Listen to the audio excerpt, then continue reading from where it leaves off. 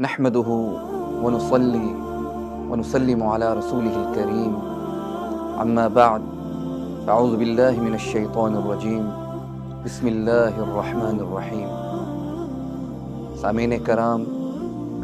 آج کے اس موضوع میں ہم استقبال رمضان پر روشنی ڈالنے والے ہیں۔ ماہ رمضان کی آمد ہے اور اسی سلسلے میں تمام امت مسلمہ استقبال رمضان کی تیاریوں میں مصروف ہیں، اور کیوں نہ ہو کہ یہ مہینہ اپنی وسعتوں، برکتوں اور رحمتوں کے اعتبار سے اپنا ثانی نہیں رکھتا۔ اسی مہینے میں رب کی رحمت جوش پر ہوتی ہے، اور اسی جوش رحمت میں اللہ تعالیٰ تمام مسلمانوں کو جہنم سے نجات عطا فرماتے ہیں، تمام مسلمانوں کی مغفرت عام کے فیصلے کیے جاتے ہیں۔ اور امت مسلمہ کے ساتھ ساتھ میں قربان جاؤں اپنے نبی آقا آخر الزمان احمد مجتبی محمد مصطفیٰ صلی اللہ علیہ وسلم پر۔ صحابہ کرام فرماتے ہیں کہ استقبال رمضان کی آمد کے سلسلے میں رسول اللہ صلی اللہ علیہ وسلم اس قدر منتظر ہوا کرتے تھے، آپ صلی اللہ علیہ وسلم رمضان المبارک سے اتنی زیادہ محبت فرمایا کرتے تھے کہ اکثر اس کے پانے کی دعا کیا کرتے تھے، اور دعا کرنے کے ساتھ ساتھ رمضان المبارک کا اہتمام ماہ شعبان ہی کے روزوں کی کثرت کے ساتھ شروع کر دیا کرتے تھے۔ آپ صلی اللہ علیہ وسلم بڑے شوق و محبت سے ماہ رمضان کا استقبال کرتے تھے۔ ایک دفعہ جب رسول اللہ صلی اللہ علیہ وسلم نے یہ سوال صحابہ کرام سے کیا، ماذا یستقبلکم وتستقبلون، کون تمہارا استقبال کر رہا ہے اور تم کس کا استقبال کر رہے ہو؟ تو حضرت عمر بن خطاب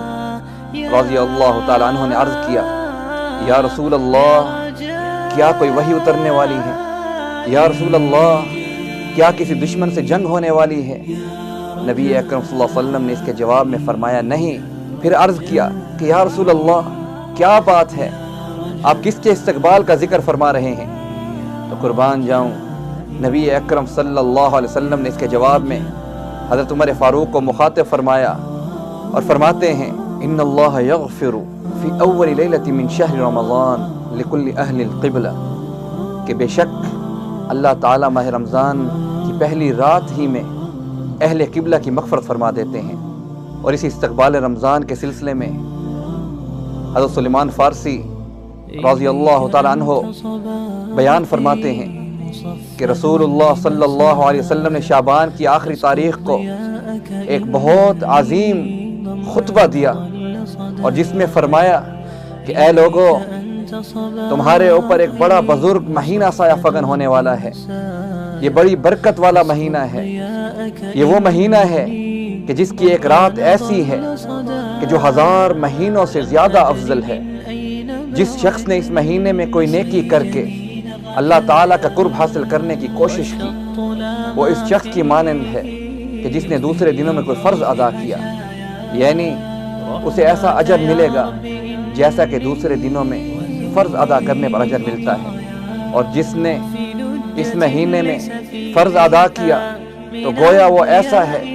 جیسے دوسرے دنوں میں اس نے 70 فرض ادا کیے۔ اور رمضان صبر کا مہینہ ہے، اور صبر کا بدلہ اللہ تعالیٰ کے حضور میں جنت ہے، اور یہ ایک دوسرے کے ساتھ ہمدردی کا مہینہ ہے۔ یہ وہ مہینہ ہے جس میں مومن کا اللہ تعالیٰ کی طرف سے رزق بڑھا دیا جاتا ہے۔ اگر کوئی شخص اس میں کسی روزہ دار کا روزہ کھلوائے تو اللہ تعالیٰ کے حضور میں اس کے گناہوں کی مغفرت کر دی جاتی ہے، اور مغفرت پر بس نہیں کیا جاتا بلکہ مغفرت کے ساتھ ساتھ اس کی گردن کو دوزخ سے آزاد کر دیا جاتا ہے۔ اور اس طرح اس روزہ کھلوانے والے کے لیے اللہ تعالیٰ نے اتنا ہی اجر رکھا ہے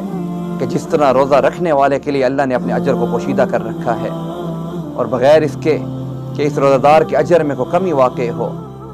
حضرت سلیمان فارسی فرماتے ہیں کہ ہم نے عرض کیا، یا رسول اللہ، ہم میں سے ہر شخص کو یہ توفیق نہیں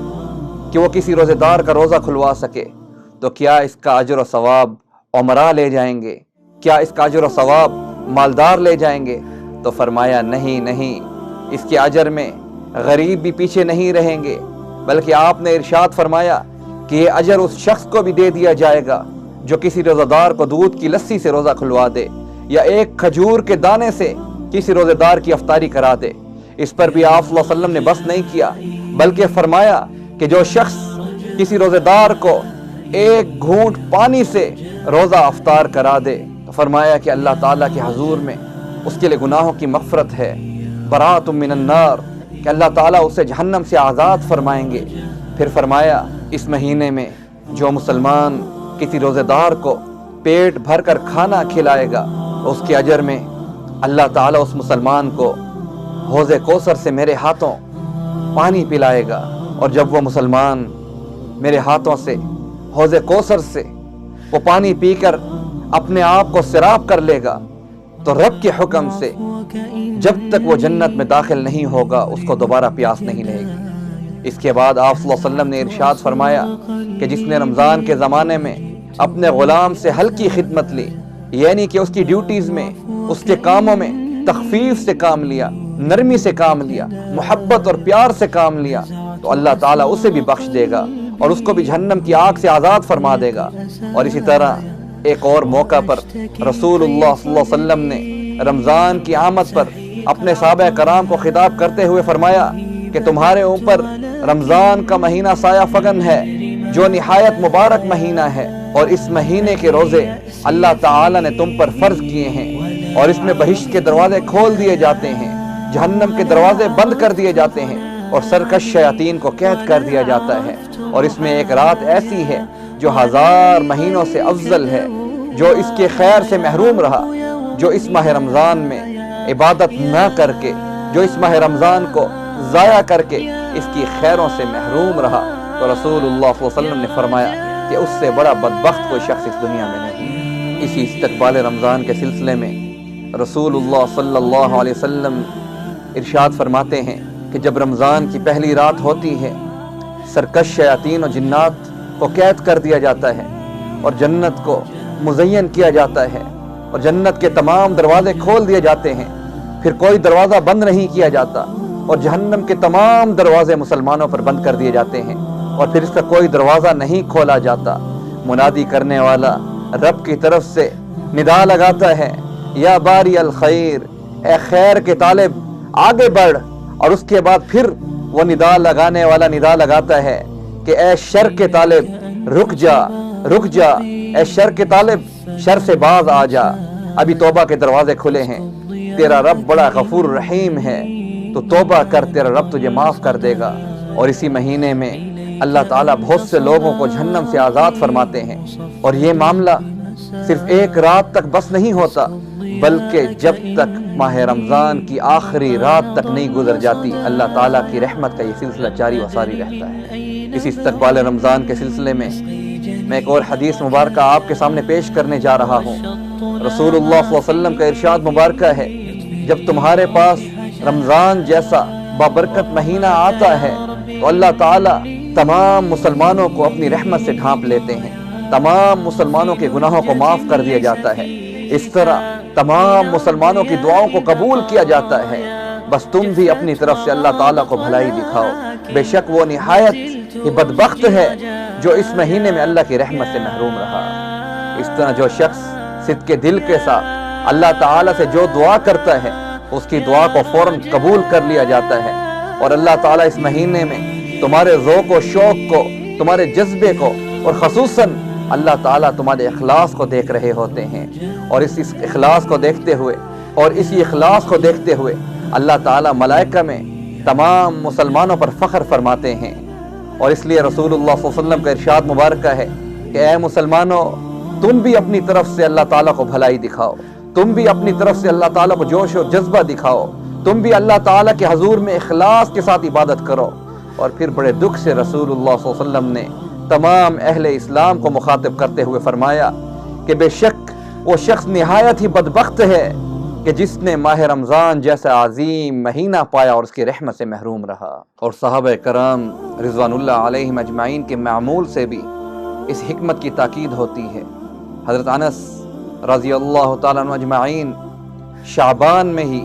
صحابہ کرام رضوان اللہ علیہم اجمعین کے معمولات پر روشنی ڈالتے ہوئے